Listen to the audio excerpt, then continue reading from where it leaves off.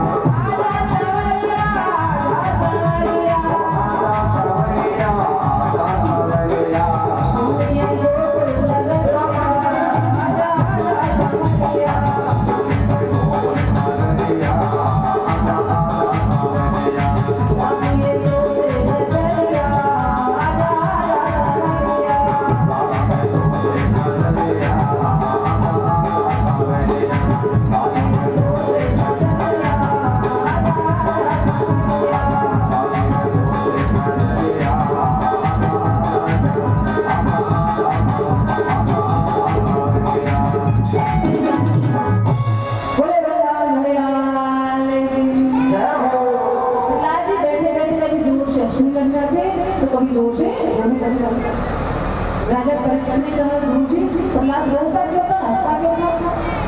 सुनते ही भगवान कहते राजन प्रहलाद जी रोते तो इसलिए थे प्रभु कब मिलोगे, ये जीवन ऐसे ही बीत जाएगा। और हंसते इसलिए थे प्रभु आपने कितनी बड़ी कृपा की, मुझे मानव का संरक्षण।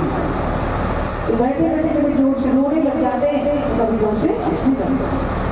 जब हिरण्यकश्यप तपस्या करके रोता तो आते ही हिरण्यकश्यप ने प्रहलाद को गोद में लिया और ये प्रण किया मैं इस बालक को यशस्वी तेजस्वी और मेरे समान वीर बनाऊंगा। और हिरण्यकश्यप ने प्रहलाद को विद्यालय में पढ़ने के लिए भेजा। एक महीने विद्यालय पढ़कर के प्रहलाद जी आए तो आते ही हिरण्यकश्यप ने प्रहलाद को गोद में लिया और कहा बेटा ये बताओ गुरु जी ने आपको क्या सिखाया? प्रहलाद ने कहा पिताजी मैंने तो यही अनुभव किया है कि भगवान के चरणों में भक्ति करने के 9 प्रकार हैं। श्रवणम कीर्तनम विष्णु स्मरणम पाद सेवनम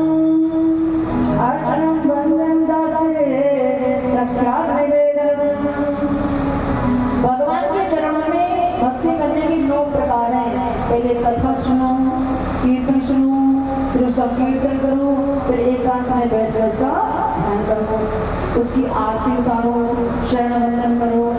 पिताजी, जब जीव दास बन करके परमात्मा के चरणों में लेट जाता है तो परमात्मा जीव को उठा करके अपने अंग से लाता है।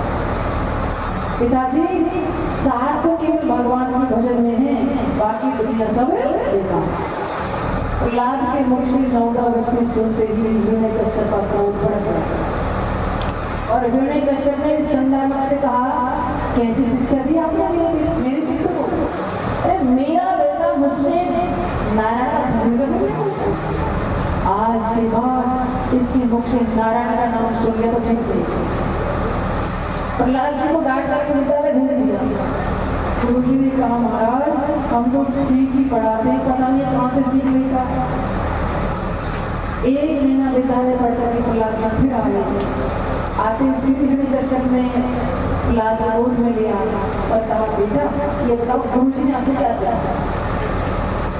प्रहलाद ने कहा, पिताजी मैंने तो यही अनुभव किया है, संसार के लोग पिसेरों को पीस रहे, चबायों को चबा रहे, जिन इंद्रियों का भोग भोग चुके उन्हीं इंद्रियों के भोग में।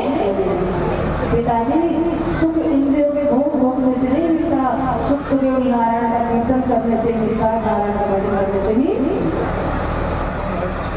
इतनी बात को सुनते हिरण्यकश्यप ने प्रहलाद को गोद से नीचे मारा और प्रहलाद को मारने के लिए हिरण्यकश्यप ने अनेक प्रयास किए।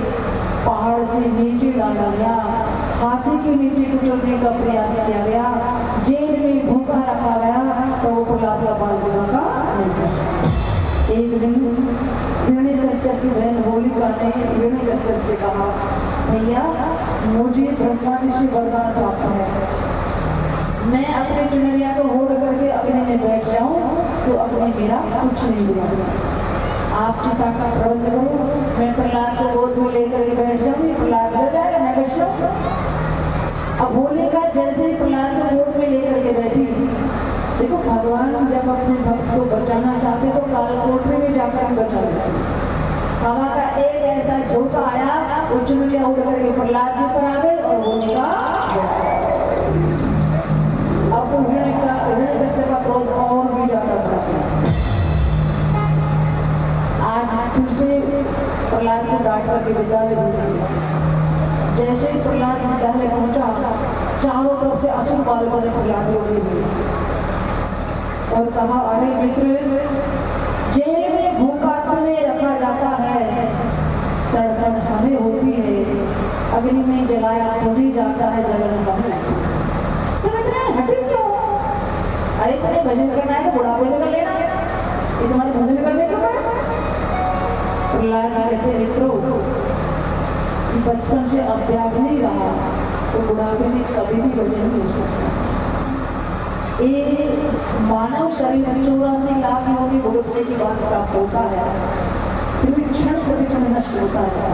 हम अब यहाँ बैठे 1 मिनट बाद शरीर ऐसा बदलता है। किसी व्यक्ति को आप रोज देखते रहो, तो उसमें बदलाव महसूस नहीं होता। और साल भर बाद देखो, 2 साल बाद देखो, तो उसमें अपने आप बदलाव देखने को मिलता है। तो शरीर रोज बदलता है, धीरे धीरे करके नष्ट होता रहता है। बुढ़ापे या जवानी का ध्यान ना रख करके बचपन से ही थोड़ा थोड़ा भगवान का भजन करते हैं। असुर बालकों ने कहा, प्रहलाद तुम हर बात में इस नारायण को बीच में क्यों लाते हो? आखिर नारायण करते क्या? अरे प्रेम मिलता है माता पिताओं से, सेवा करके धर्म पत्नी, दूध मिलता गाय भैंसों से, तो हर बात में नारायण को बीच में लाकर खड़ा कर देते, नारायण करते क्या?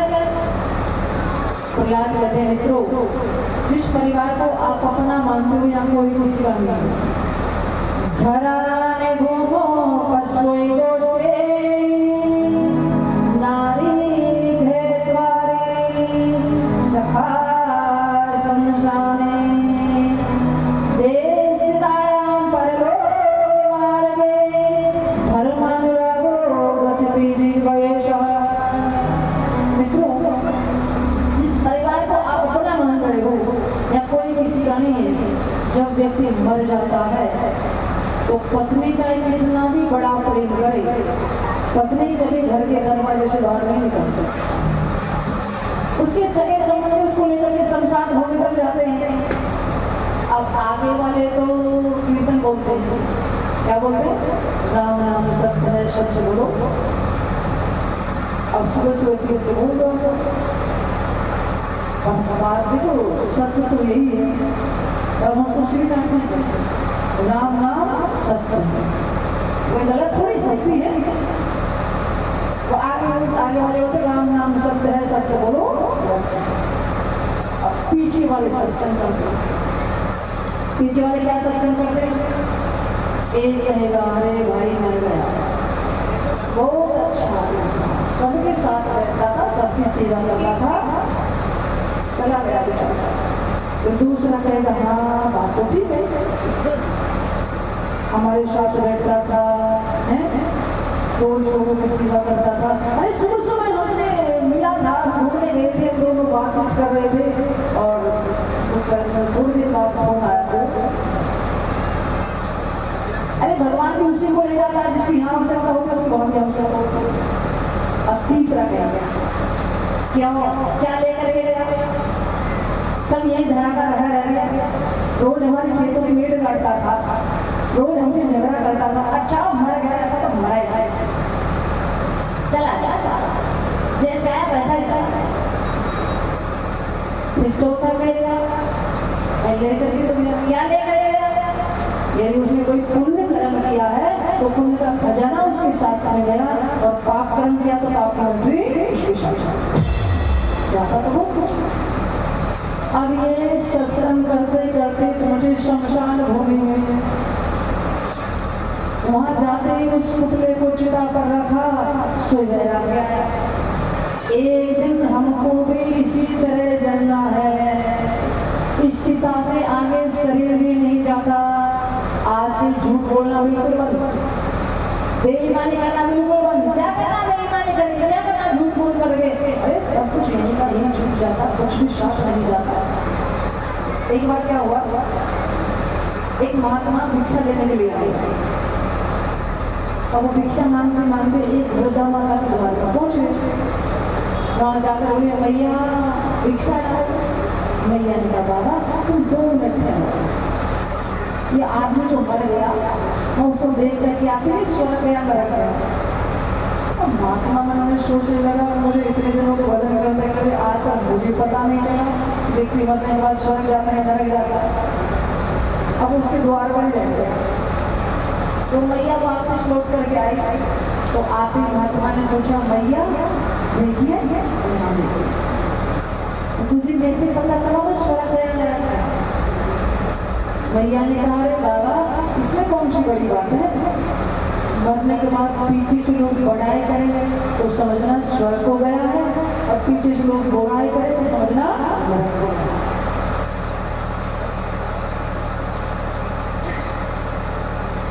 अब जैसे ही शमशान भूमि में पहुंचे सोई गया, इतना सब कुछ कमाता है जीव और कुछ भी साथ नहीं जाता है।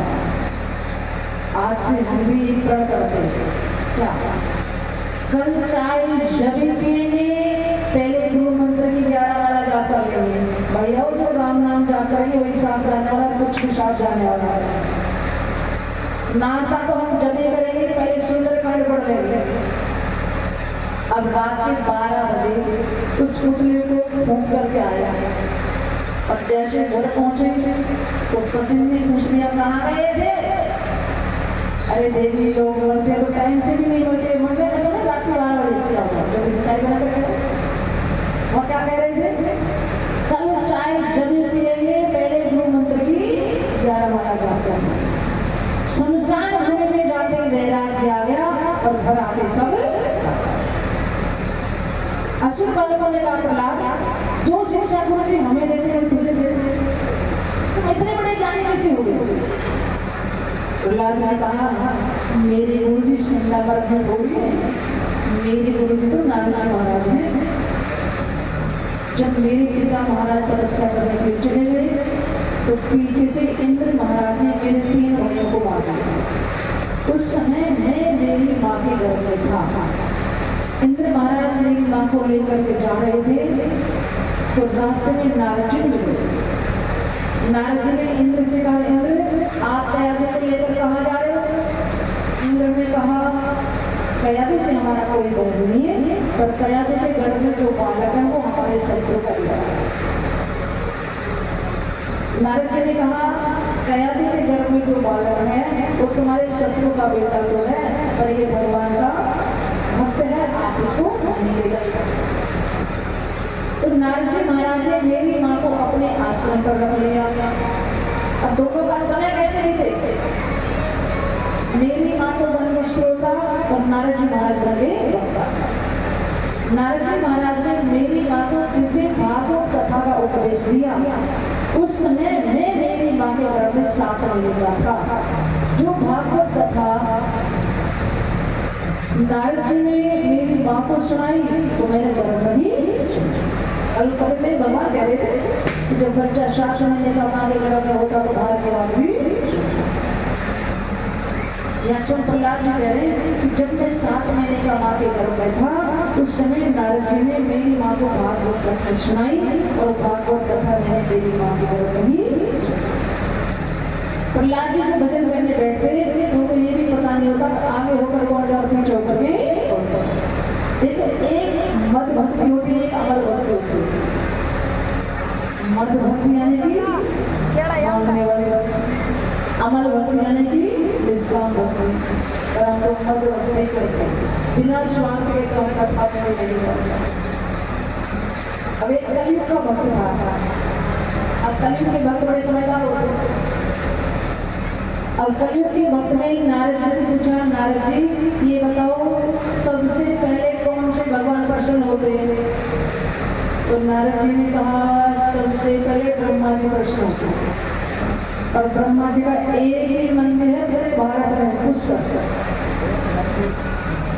अब भक्त पहुंच गए पुष्कर, तो वहां जाकर के ब्रह्मा जी का भजन करने लगा। 3 महीना भजन किया से ब्रह्मा जी प्रकट हो गए। ब्रह्मा जी ने बस बस बस बस बस बस मांगो मांगो क्या इच्छा। उसने कहा प्रभु अब आपका दर्शन हो गया। ब्रह्मा जी ने कहा क्या शंकर ही वरदान देना जानते हैं या विष्णु वरदान देना जानते हैं? हम भी वरदान देना जानते हैं। और देखो तुमने 3 महीना भजन किया सो वरदान भी 3 मांगा। अब कलयुग के भक्तों को ऐसी स्थिति मिला। उसने कहा ब्रह्मा जी इच्छा तो नहीं है, जब आप वरदान देना ही चाहते हैं तो पहला वरदान ये दे दो कि मेरा वरदान बन जाए, दूसरा वरदान ये दे दो मेरी शादी हो जाए, और तीसरा वरदान ये दे दो जब चाहो तो 3 वरदान और मांगो। अब भक्त का वरदान भी बन गया, शादी भी हो गई, रंग बिरंगे डिस्टम्बर हुए। एक दिन की हवा पड़ी, तेज बरसात हो गई। अब बारिश से डिस्टम्बर घूमने लगा। उसने आवाज लगाई, ए ब्रह्मा जी। बोले क्या है? ब्रह्मा जी आए, क्या है? पहला वरदान ये दे दो बरसात बंद हो जाए, दूसरा वरदान ये दे दो मेरे मकान का कोई बरसात ही हो, और तीसरा वरदान ये दे दो कि जब चाहो तब 3 वरदान और मांगो। बड़े परेशान, अच्छा वक्त मिला। अरे एक बार मांग मांग के पीछा भी तो नहीं छोड़ा, आगे का रिजर्वेशन कर देता है। और हमसे बोल रहा है कुछ बोल नहीं पाता। ठीक है दिया, ब्रह्मा जी चले गए। अब भक्तजन मकान को देखने के लिए बाहर आया तो पानी तो गिर गया, सर्दी जुकाम लग गया। ऐसे थोड़ी मांगे 3 महीना भजन कैसे मांगा? एक ब्रह्मा जी ने क्या है कर दिया। ब्रह्मा जी आए, क्या है? पहला वरदान ये दे दो कि सर्दी जुकाम ठीक हो जाए, दूसरा वरदान ये दे दो कि मेरे शरीर में कभी रोग पैदा ना हो, और तीसरा वरदान ये दे दो कि जब चाहो तब 3 वरदान है और मांगो। ब्रह्मा जी बड़े परेशान, अच्छा भक्त मिला, एक बार मांग करके तो पीछा नहीं छोड़ता, आगे का रिजर्वेशन नहीं देता है, और इस ढंग से बोलता है कुछ बोल ही नहीं पाता।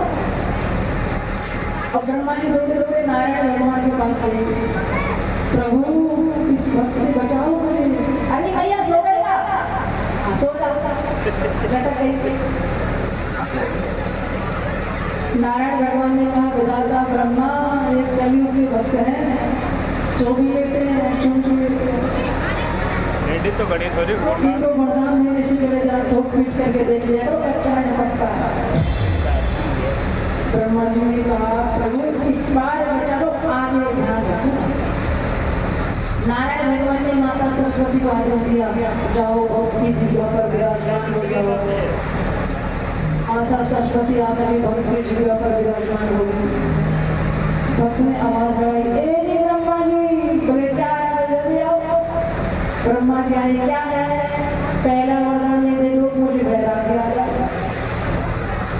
दूसरा वरदान दे दो कि भगवान के चरणों में मेरी भक्ति हो जाए, और तीसरा वरदान दे दो कि मेरी मुक्ति हो जाए। ब्रह्मा जी ने कहा भैया तो मुक्ति ले जाए, भक्ति मेरा लक्ष्य। इसको बोलते हैं मद भक्ति, यानी कि मांगने वाली भक्ति। अब देखो परमात्मा मद भक्ति से प्रसन्न नहीं होता, अमल भक्ति से प्रसन्न होता। आपने भक्ति करके परमात्मा से कुछ मांग लिया तो आपको वही मिलेगा जो आपको मांगा, और नहीं मांगोगे तो वो मिलेगा जो आपने जीवन में कभी सोचा नहीं।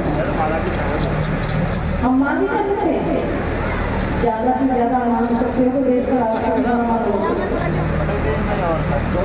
स्वर्ग का महल मांग लोगे, 100-200,000 करोड़ की संपत्ति मांग लोगे, इससे मुझे पहुंचा रहे हैं।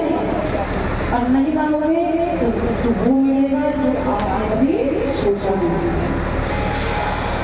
देखो प्रहलाद जी जो भजन करते उनको ये भी पता नहीं होता आगे होगा कौन का फ्यूचर करके, और भजन का मतलब भी यही है, सब कुछ भूल करके उसके ध्यान में। एक बार एक मौलवी साहब, अब मौलवी साहब चादर बिछा करके नमाज पढ़ रहे थे। उसी समय एक लड़की दौड़ी आई और उस लड़के ने आकर के मौलवी साहब की चादर पर पैर रखा और करके उसको बड़ा गुस्सा आया। मैं अल्लाह की इबादत में लगा हुआ था और मेरी चादर पर पैर रख के चली गई, उसको लौट कर के आने को जब 1 घंटे बाद में वो लड़की वापस लौट कर, तो मौलवी साहब ने कहा शर्म नहीं आई? मैं अल्लाह की इबादत में लगा हुआ था और तुम ये चादर पर पैर रख के चली गई। उस लड़के ने कहा बाबा मैंने अपने प्रेमी से मिलने का वादा किया, मेरा मन तो मेरे प्रेमी में लगा हुआ था, मुझे पता नहीं कि किसकी चादर बिछी हुई थी। अच्छा मैं झूठ बोल रहा हूँ? उस लड़के ने कहा बाबा मैं नरराजी नार की और तुम्हें कभी का क्या सुझाव, बड़ी पूरा बोरा भया मैंने राजो नहीं रहमान। बाबा मैं तो गंवार अनपढ़ लड़की हूँ, कुछ नहीं जानती, पर आपने तो कुरान पढ़ी है। आप कैसे अल्लाह की इबादत में लगे हुए थे कि आपको ये भी पता है मैंने तुम्हारे चादर पर, सचमुच आप अल्लाह की इबादत में लगे होते तो आपको ये भी पता नहीं होता आगे होकर कौन जा पीछे होकर के। मौलवी साहब से हाथ से माला छूट और बोले बेटी तूने मेरी बेटी। वास्तव में इबादत का मतलब भी यही होता है सब कुछ भूल करके उसके ध्यान में। बोले बोले आप हरिलाल की जय हो, बोले बोले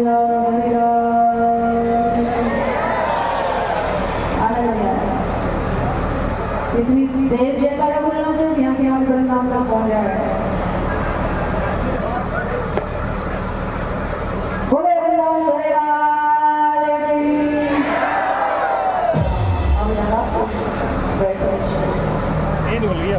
असुर बाल होने का प्रहलाद बहुत हो गया सत्संग, चलो कुछ खेल लेते हैं। प्रहलाद ने कहा खेलेंगे तो वो खेल कर मैं कहूँगा। प्रहलाद ने किसी के हाथ में चिमटा दिया, किसी के हाथ में वजीरा देते, किसी के हाथ में। असुर बालकों ने कहा प्रहलाद तुम्हारे नारायण का कीर्तन बिल्कुल नहीं करेंगे। प्रहलाद ने कहा क्या? अरे तुम्हारे पिता महाराज को पता चल गया तो सब गड़बड़ हो जाएंगे। प्रहलाद ने कहा डर गए? अरे मुझे मारने के मेरे पिता महाराज ने कितने षड्यंत्र रचे और मेरा बाल भी काटा गया। अब किसी के हाथ में चिमटा, किसी के हाथ में मुझिया, किसी के हाथ में ढोलक और कीर्तन चालू। आपको भी कीर्तन बोलना है, पता नहीं नरसिंह भगवान किसके ऊपर कृपा कर दे। और जो कीर्तन नहीं बोलेगा उसको बगल में बैठने वाले सो गए। श्रीमन नारायण नारायण नारायण श्रीमन नारायण नारायण नारायण हरे नारायण नारायण नारायण हरे नारायण नारायण नारायण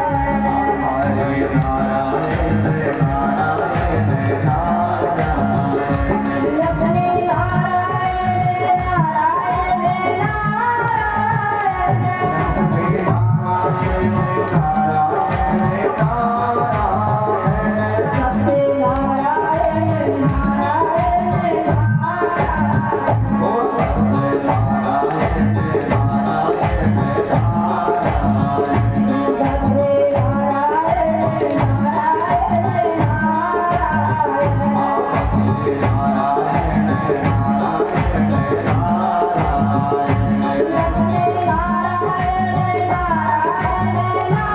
नारायण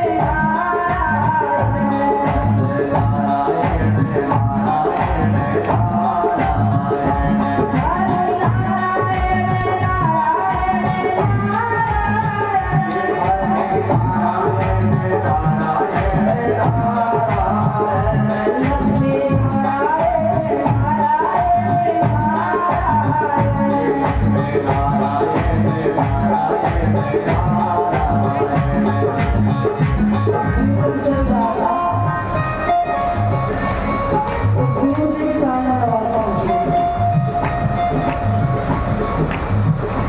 हमारे विद्यालय में नारायण का कीर्तन कौन करवाओ?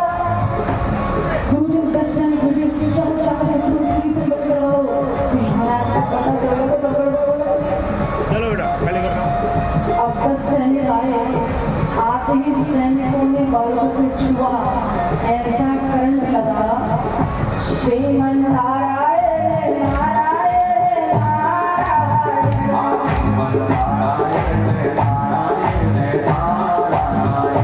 सत्य नारायण नारायण नारायण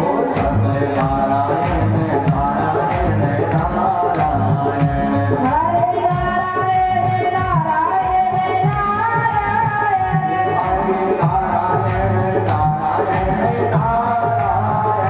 लक्ष्मी नारायण नारायण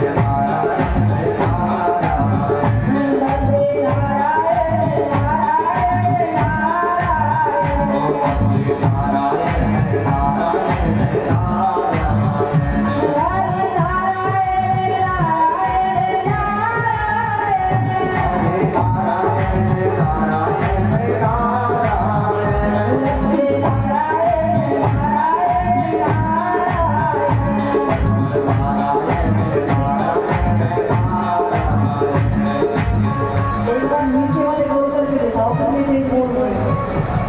पता तो चल कौन है नहीं बोल रहा। पहले इधर की पार्टी, फिर इधर की पार्टी।